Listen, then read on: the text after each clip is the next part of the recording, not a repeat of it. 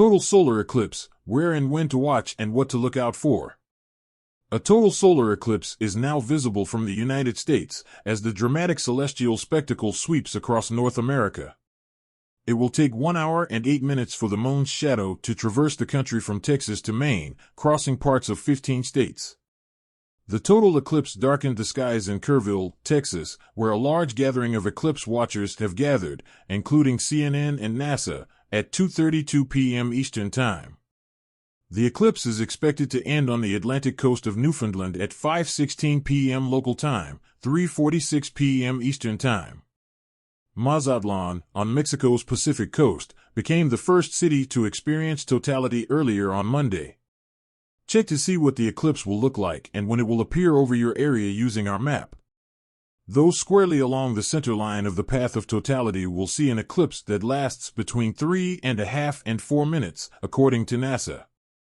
In the U.S., an estimated 32 million people live within the path of totality, and a total solar eclipse will be visible for those in Texas, Oklahoma, Arkansas, Missouri, Illinois, Kentucky, Indiana, Ohio, Pennsylvania, New York, Vermont, New Hampshire, and Maine, although weather threatens to spoil the fun for some. Only a few isolated clouds are expected in Vermont through Maine, as well as Missouri through southern Indiana, making for optimal eclipse viewing. However, much of Texas and the eastern Great Lakes may see less than ideal weather. The crowds have already exceeded expectations in the small Maine town of Holton. We really didn't even dare to hope that we would have weather like this, and the sky is blue and the crowds are actually beginning to form, and it's only 5:45 in the morning, Jane Torres, executive director of the Greater Holton Chamber of Commerce, told CNN's This Morning. This is the biggest thing we've ever seen.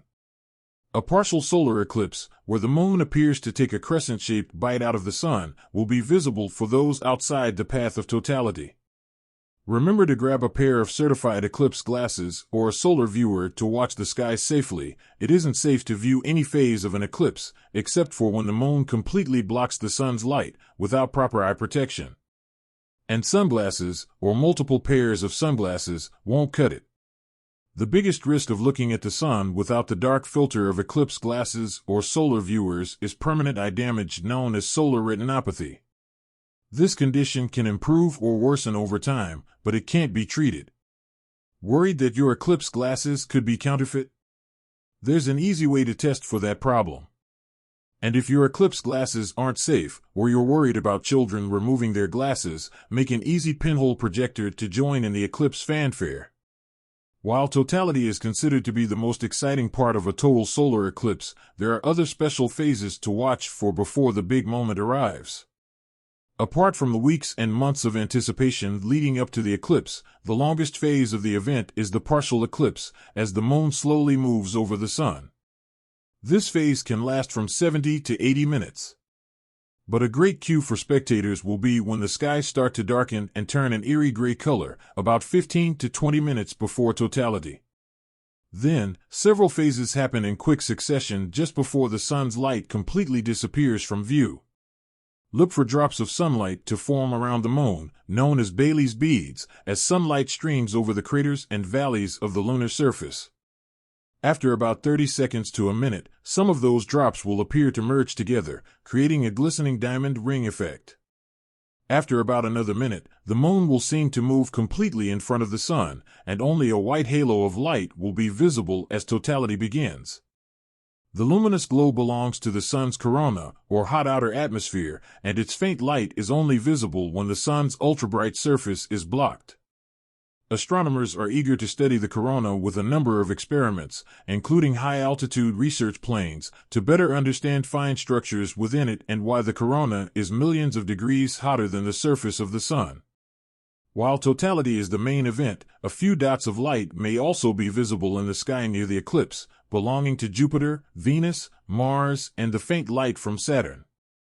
The Horned Devil Comet, or Comet 12P/Ponsbrooks, will likely be too faint to be seen without a telescope or binoculars, but the eclipse is the key moment to watch Monday anyway, according to astronomers.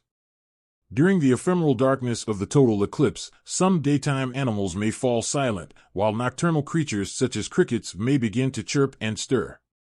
Scientists are eager to study why animals behave unusually during the brief moments of eclipses, and the public is invited to participate in some of the research taking place Monday. And expect the local temperature to drop briefly during those few moments of totality. A diamond ring effect will be visible on the other side of the moon as totality ends, followed by Bailey's beads, and then a partial eclipse as the temporary alignment of the sun, moon, and earth, known as syzygy, comes to an end. Thanks for watching. Visit our website headlinecast.com and please subscribe our YouTube channel, hit the bell icon for exclusive update news. Also follow our Facebook page, Instagram, and Twitter.